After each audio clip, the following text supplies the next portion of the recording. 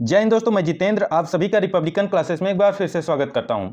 दोस्तों, आज हम उस श्रृंखला की बात करने वाले हैं जिनका इतिहास भारत से भी पुराना है। कुछ जानकारों के अनुसार अरावली पहाड़ी तब से मौजूद है दोस्तों जब से भारत और हिमालय का नामो निशान भी नहीं था। दोस्तों, सबसे पहले हम जानते हैं ये हाल ही में अरावली श्रेणी चर्चा में क्यों रही है। तो सबसे पहले क्या जानेंगे दोस्तों कि ये चर्चा में क्यों रही है, फिर उसके बाद दोस्तों इसका सामान्य परिचय जानेंगे कि सबसे ऊंची चोटी कौन सी है और यह कहाँ पर है। फिर उसके बाद दोस्तों इसका विस्तार जानेंगे कि ये कितने राज्यों में इसका विस्तार है। फिर उसके बाद दोस्तों महत्व तो इसका जानेंगे कि हमारे लिए इसका महत्व क्या है, और फिर उसके बाद दोस्तों इससे संबंधित कुछ अन्य महत्वपूर्ण बिंदुओं पर भी बात करेंगे। तो सबसे पहले जान लेते हैं दोस्तों ये हाल ही में चर्चा में क्यों रही है। तो दोस्तों ये चर्चा में इसलिए रही है क्योंकि केंद्रीय पर्यावरण और वन जलवायु परिवर्तन मंत्री भूपेंद्र यादव जी ने अंतर्राष्ट्रीय दिवस के अवसर पर अरावली ग्रीन वॉल प्रोजेक्ट का उद्घाटन किया है। तो दोस्तों यहाँ से सबसे पहला क्वेश्चन ये उठता है कि अंतर्राष्ट्रीय वन दिवस कब मनाया जाता है, अंतर्राष्ट्रीय वानिकी दिवस कब मनाया जाता है। तो दोस्तों अंतर्राष्ट्रीय यानी कि विश्व वानिकी दिवस 21 मार्च को मनाया जाता है। कब दोस्तों? 21 मार्च को।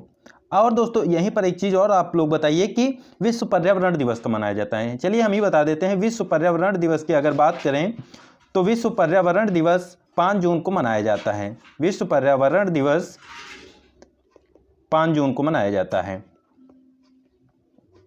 5 जून। और दोस्तों अब बात करें ये कि अरावली ग्रीन वॉल प्रोजेक्ट है क्या। तो दोस्तों पहले समझते हैं कि ये कितने राज्य इससे संबंधित हैं, इस प्रोजेक्ट से कितने राज्य संबंधित हैं। तो दोस्तों इस प्रोजेक्ट से हरियाणा, गुजरात, राजस्थान और दिल्ली ये 4 राज्य संबंधित हैं। और दोस्तों फिर बात करें कि ये अरावली ग्रीन वॉल प्रोजेक्ट है क्या। तो दोस्तों अरावली ग्रीन वॉल प्रोजेक्ट के अंतर्गत जो अरावली श्रृंखला है इसके चारों ओर 5 किलोमीटर की एक पट्टी बनाई जाएगी। पट्टी किसकी बनाई जाएगी? तो ग्रीन यानी कि पेड़ पौधे, देसी झाड़ियों से एक 5 किलोमीटर चौड़ी पट्टी बनाई जाएगी इस अरावली के चारों ओर। लगभग उसकी लंबाई 1400 किलोमीटर होगी। और दोस्तों इसे कहेंगे हम बफर। बफर का मतलब ये होता है कि 2 राज्यों या 2 चीज़ों के मध्य कोई एक सीमा का काम करे। जैसे कि इधर दोस्तों पड़ता है थार का मरुस्थल। क्या पड़ता है दोस्तों? थार का मरुस्थल। और इधर ये थार का मरुस्थल इस पूर्वी हिस्से में ना इसके अरावली के विस्तार हो जाए, इसी वजह से ये चीज़ किया जाएगा। अभी इसकी चर्चा हम डिटेल में करेंगे। सबसे पहले जान लेते हैं इसके बारे में और अन्य तथ्य। तो दोस्तों यह योजना कहाँ से आधारित है, किससे प्रेरित है? दोस्तों ये क्वेश्चन बन सकता है। तो दोस्तों आपको बता दें अरावली ग्रीन वॉल प्रोजेक्ट जो है वो अफ्रीका की ग्रेट ग्रीन वॉल परियोजना से प्रेरित है। दोस्तों इसी प्रकार की परियोजना अफ्रीका में पहले बनाई गई थी, उसी की तर्ज पर भारत में ये वॉल परियोजना बन रही है।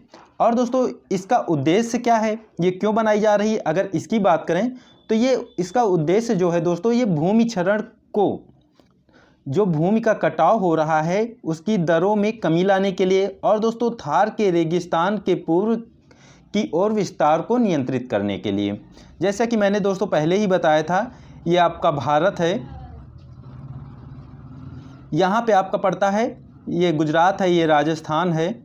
और दोस्तों ये आपकी जो अरावली रेंज है ये यहीं से इधर चलती है। तो दोस्तों इस हिस्से में पड़ता है थार का मरुस्थल।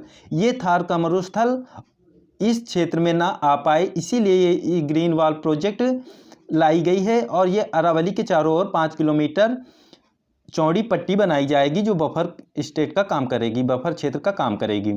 और दोस्तों अब बात करते हैं कि इसका विस्तार कहाँ से कहाँ है, इसकी लंबाई क्या है। तो दोस्तों यह जो परियोजना है यह पोरबंदर से पानीपत तक बनाई जाएगी। और दोस्तों यह परियोजना जो है अरावली पर्वत श्रृंखला में वनीकरण के माध्यम से बंजर भूमि को पुनर्स्थापित करने में सहायता करेगी। अर्थात दोस्तों जो थार का रेगिस्तान है इस तरफ बढ़ता गया है और उसकी वजह से यहाँ पर पानी की कमी हो गई है, और वहाँ पर पेड़ पौधों की कमी की वजह से, कटाई की वजह से, लगातार माइनिंग की वजह से जो वहाँ की बंजर भूमि हो चुकी है, वनों की वजह से वहाँ पर उससे पुनः स्थापित किया जाएगा। अर्थात दोस्तों बंजर भूमि को उपजाऊ बनाने की कोशिश की जाएगी। और जो अरावली श्रेणी दिल्ली के फेफड़ा कहलाती है उसे भी पुनर्जीवित करने का कार्य किया जाएगा। तो दोस्तों अभी तक हमने जो पढ़ा उसे एक बार रिवाइज कर लेते हैं।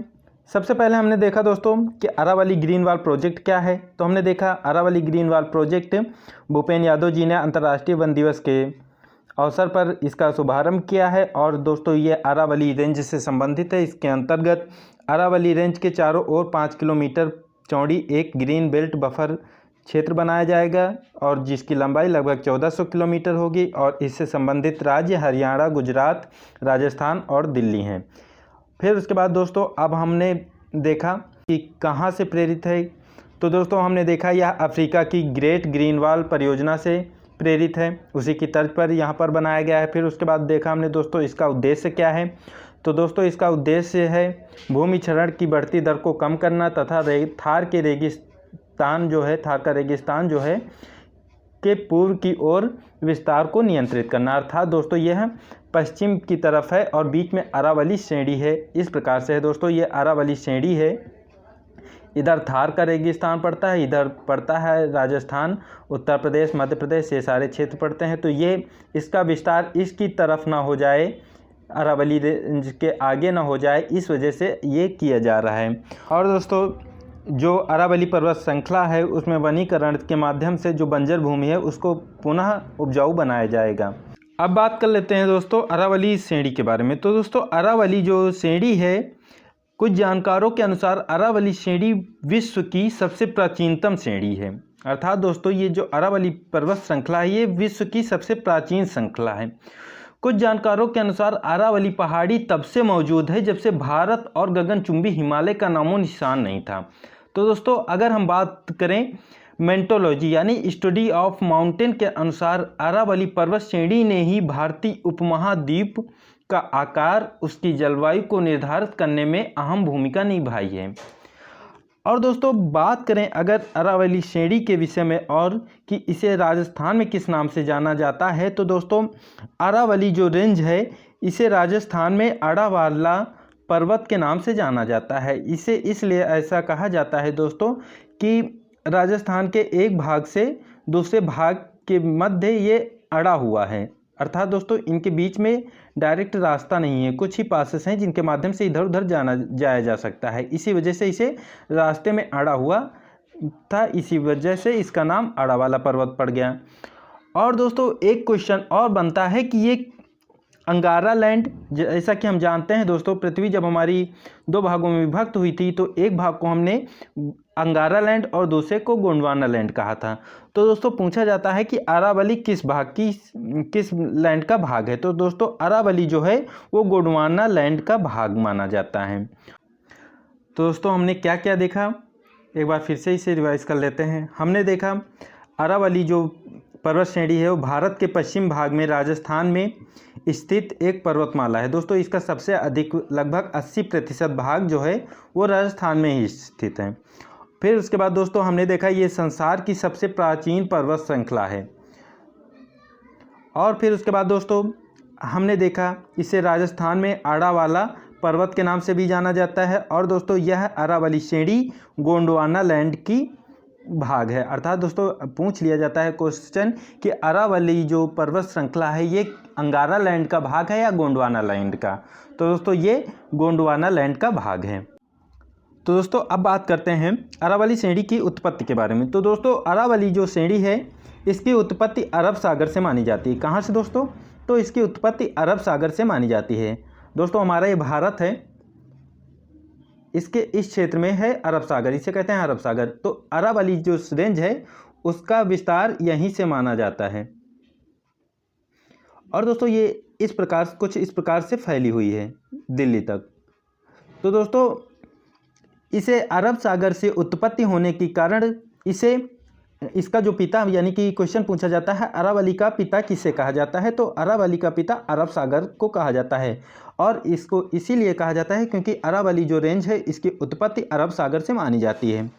और दोस्तों नेक्स्ट पॉइंट है ये कि कई बार क्वेश्चन में पूछ लिया जाता है कि निर्माण के समय इसका स्वरूप कैसा था। तो दोस्तों जो अरावली रेंज है वर्तमान में इसका निर्माण के समय जो स्वरूप था वो वलयाकार था। कैसा था दोस्तों? वलयाकार था। और दोस्तों निर्माण के समय इसकी ऊंचाई जो थी वो 2700 से 2800 मीटर थी। और दोस्तों अपरदन के कारण इसकी वर्तमान में ऊंचाई जो बची है वो 930 मीटर है।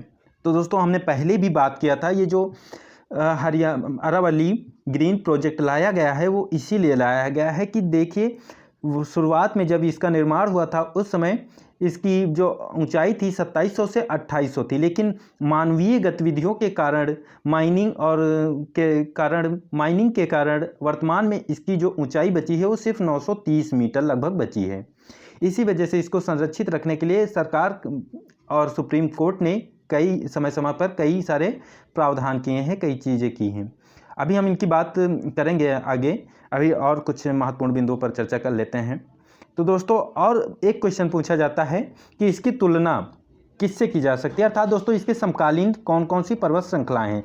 तो दोस्तों इसके समकालीन जो पर्वत श्रृंखलाएँ हैं वो अमेरिका की यानी कि यूएसए की अपलेशियन पर्वत है। जो अमेरिका है वहाँ का अपलेशियन पर्वत इसका समकालीन माना जाता है।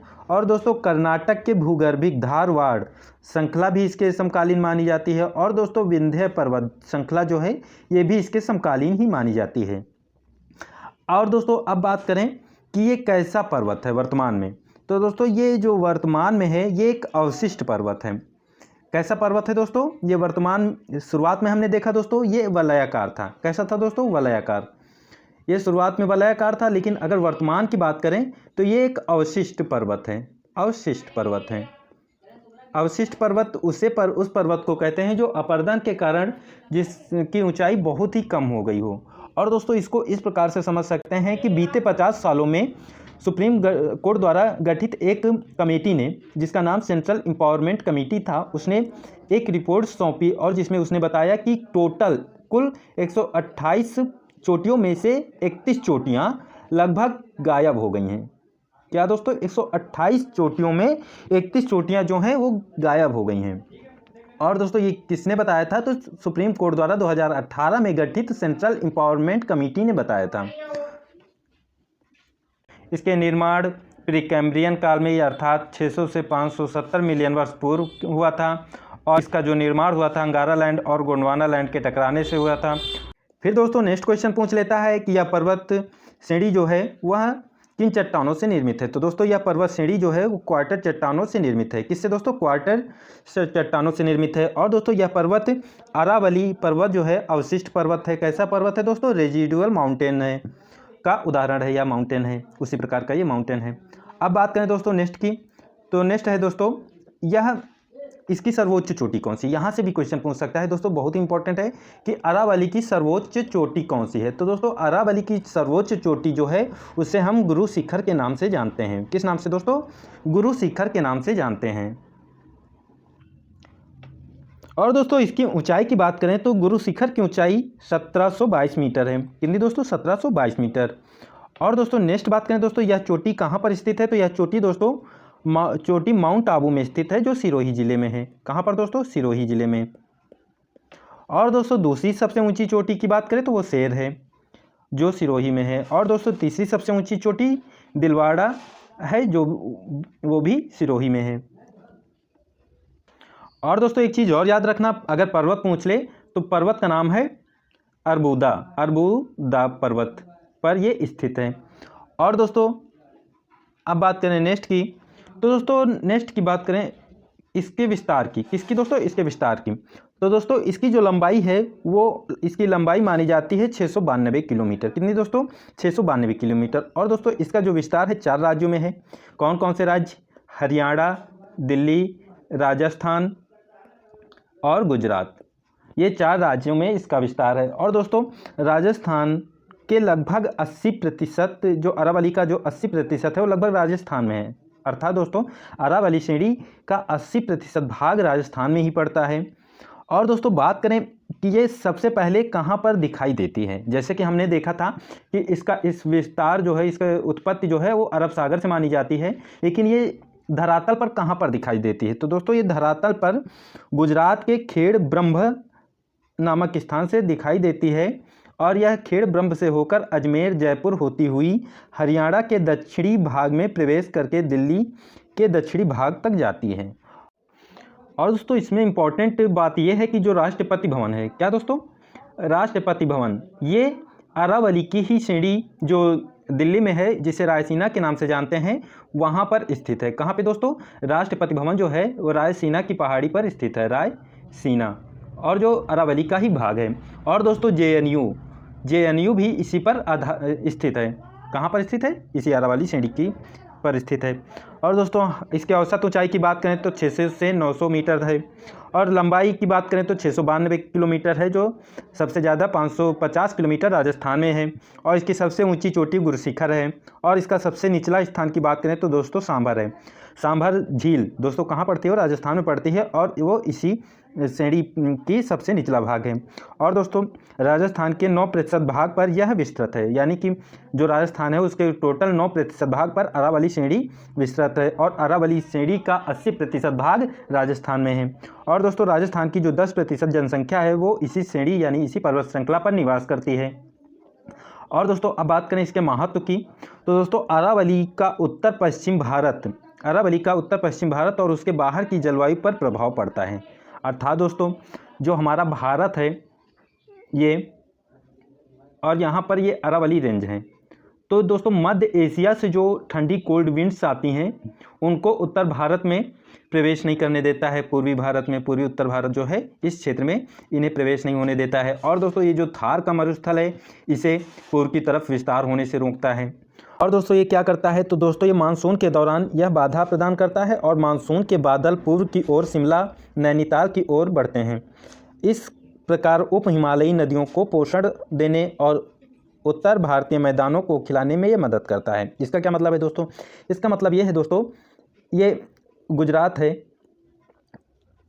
यहाँ से जो मानसून उठता है वो इस प्रकार जाता है, और इससे ये टकराकर इधर टकराता नहीं, इसके पैरेलल है, तो इसी प्रकार सीधे सीधे ये चला जाता है, और इससे कुछ मात्रा में टकराकर इस क्षेत्र में वर्षा करता है, जो उत्तर मैदान को खिलाने में मदद करता है। और जो उप हिमालयी नदियाँ हैं उन्हें भी ये जल प्रदान करता है। और दोस्तों सर्दियों के महीने में यह मध्य एशिया से आने वाली ठंडी पश्चिमी हवाओं से उपजाऊ जलोढ़ नदियों घाटियों की रक्षा करता है। जैसा कि मैंने दोस्तों पहले ही बताया कि एक दीवार की भांति काम करता है, जो मध्य एशिया से विंड्स आती हैं, कोल्ड विंड्स जो, और राजस्थान में जो मरुस्थल है उसको इस तरफ बढ़ने से रोकता है। अर्थात दोस्तों ये सुरक्षा गार्ड की तरह काम करता है। और दोस्तों यह इस पर जो पेड़ पौधे थे जो पर्यावरण को प्रदूषित होने से बचाते थे, इसी वजह से जो दिल्ली की प्रदूषित वायु थी उसे स्वच्छ करने का काम भी यही करते थे। इसीलिए दोस्तों इसे दिल्ली के फेफड़ों के नाम से भी जाना जाता है। और दोस्तों बात करें कि अरावली पर्वतमाला प्राकृतिक संसाधनों एवं खनिजों से परिपूर्ण है। अर्थात दोस्तों इसी अरावली पर्वत श्रृंखला में खनिज पाए जाते हैं। खनिजों में क्या क्या पाया जाता है? तो सीसा, तांबा, जस्ता और अन्य प्रकार के खनिज पाए जाते हैं। और दोस्तों यहीं से जो संगमरमर और टाइल्स का जो घरों में सजावट के लिए इस्तेमाल होते हैं, और अन्य जो घरों में इस्तेमाल होने वाली चीज़ें हैं कंस्ट्रक्शंस के काम में, वो सारी ज़रूरतें यहीं से पूरी होती हैं। और दोस्तों यह अनेक प्रमुख नदियों जैसे बाना, लोनी, साखी, साबरमती आदि का उद्गम स्थल भी है। यहीं से ये नदियाँ निकलती हैं। और दोस्तों इसी पर्वत श्रेणी में भीड़ मीरा, गरसिया, सहरिया, कंजर, कथोड़ी आदि जनजातियाँ निवास करती हैं। और दोस्तों ये जो जनजातियाँ हैं उनका एक सेल्फ सस्टेंड समाज है। सेल्फ सस्टेंड समाज का मतलब दोस्तों ये होता है कि ऐसा समाज जिसे ना ही बाहरी सहायता की ज़रूरत होती है, ना ही वो लेते हैं, और ना ही वो पसंद करते हैं कि कोई उनके रहन सहन में कोई हस्तक्षेप करे। और दोस्तों अब बात करते हैं इसके अन्य नामों की। तो इसके अन्य नामों में बात करें तो सबसे पहले कर लेते हैं बात इसके नाम की। तो सबसे पहले इसके नाम की बात करें तो इसका नाम जैसा कि हम जानते हैं अरावली है। तो अरावली, कुछ विद्वानों के अनुसार ये अरावली का मतलब क्या होता है? तो कुछ विद्वान मानते हैं कि अरावली, अरा और वली दो शब्दों से मिलकर बना है। ये जो दोनों शब्द हैं वो संस्कृत के शब्द हैं। और दोस्तों जो अरा है इसका मतलब होता है रेखा, और वली का मतलब होता है पर्वत। तो दोस्तों इस हिसाब से अरावली का पूरा मतलब होता है चोटियों की लाइन या रेखा। और दोस्तों इस पर्वत श्रेणी को उदयपुर के निकट जग्गा पहाड़ियों के नाम से जाना जाता है, और अलवर के निकट हर्षनाथ की पहाड़ियों के नाम से जाना जाता है, एवं दिल्ली के निकट इसे दिल्ली की पहाड़ियों के नाम से भी जाना जाता है। और दोस्तों अब बात कर लें थोड़ा सा और कि इस पर ये चर्चा इतनी महत्वपूर्ण क्यों है। तो दोस्तों जो राजस्थान में अरावली की लगभग 25% से भी अधिक, लगभग 31 चोटियाँ जो हैं वो अवैध उत्खनन के कारण लुप्त हो गई हैं। अर्थात दोस्तों हमने पहले भी चर्चा की थी, 128 में से 31 जो चोटियाँ थीं वो उत्खनन के कारण मानवीय क्रियाकलापों के द्वारा उन्हें समाप्त कर दिया गया है, नेस्त नाबूद कर दिया गया है। इसी वजह से हमें ये बहुत ही महत्वपूर्ण हो जाता है कि इसको हमें अरावली को बचाना होगा और इसके बचाने के लिए क्या क्या उपाय करने चाहिए, इन सभी चीज़ों पर बहुत ही महत्वपूर्ण चर्चा हो जाती है। और दोस्तों अरावली पर्वत के विष्णु पुराण में जो नाम दिए गए हैं उनकी भी चर्चा कर लेते हैं। तो दोस्तों विष्णु पुराण में अरावली का नाम जो है वो मेरू पर्वत, सुमेरु पर्वत और दोस्तों परिपत्र, इन नामों की चर्चा विष्णु पुराण में की गई है। तो दोस्तों आज के वीडियो में हमने अरावली पर्वत श्रृंखला पर चर्चा की और उसका सबसे पहले देखा करंट अफेयर का क्या विषय है, क्यों ये चर्चा में रही है। तो हमने देखा सबसे पहले अरावली वाल प्रोजेक्ट के बारे में, जो अरावली के चारों ओर 5 किलोमीटर एक ग्रीन बेल्ट बनाई जाएगी जिसमें देसी प्रजाति के पेड़ पौधे और झाड़ियाँ लगाई जाएंगी। और दोस्तों फिर उसके बाद हमने देखा ये कहाँ से प्रेरित किया है। तो दोस्तों यह जो परियोजना है अफ्रीका की ग्रेट ग्रीन वॉल परियोजना से प्रेरित है। और इसका उद्देश्य क्या है, तो दोस्तों यह पूर्व की ओर रेगिस्तान को बढ़ने से रोकना या उसे नियंत्रित करना, सबसे मेन पॉइंट यही है। और जो अरावली धीरे धीरे ख़त्म होती जा रही है उसको बचाना, मेन पॉइंट यही है। और फिर उसके बाद दोस्तों अरावली के बारे में हमने देखा कि ये भारत के पश्चिमी भाग राजस्थान में स्थित है।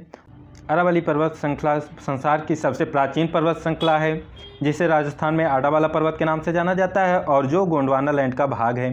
फिर उसके बाद हमने देखा इसकी उत्पत्ति अरब सागर से हुई है और अरावली का पिता अरब सागर को कहा जाता है। निर्माण के समय इसका स्वरूप वलयाकार था। वर्तमान में यह एक अवशिष्ट पर्वत है। निर्माण के समय इसकी ऊंचाई 2700 से 2800 मीटर थी। वर्तमान में इसकी ऊंचाई 930 मीटर है। इसकी तुलना अपलेशियन यूएसए के पर्वत से और धारवाड़ तथा विंध्य पर्वत श्रृंखलाओं जैसी श्रृंखलाओं से की जाती है।